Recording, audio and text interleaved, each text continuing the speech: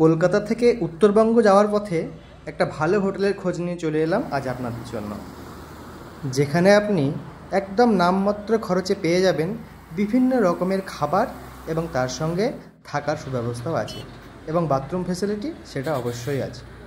আপনারা চাইলে এবার উত্তরবঙ্গ যাওয়ার পথে অবশ্যই একবার দাঁড়িয়ে দেখে যেতে পারেন ফারাক্কার এই হোটেলটি। খুব পরিষ্কার পরিচ্ছন্ন এই হোটেলটি, আশা করি আপনাদের সকলের ভীষণ ভালো লাগবে।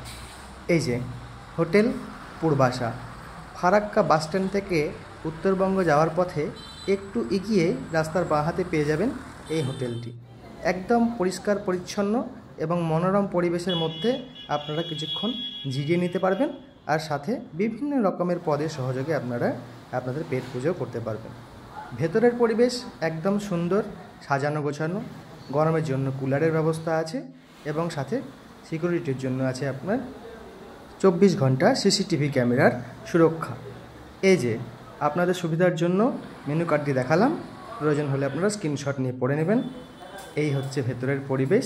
এটা ভেতর থেকে সমস্ত ধরনের খাবার খুব কম সময়ের মধ্যে গরম গরম কিন্তু পরিবেশন করা হয় এই হোটেলে। আর এই হচ্ছে পিছন দিকের পরিবেশ। এখান থেকে আপনি চাইলে ফারাক্কা স্টেশন থেকে উত্তরবঙ্গ যাওয়ার ট্রেনও ধরতে পারেন।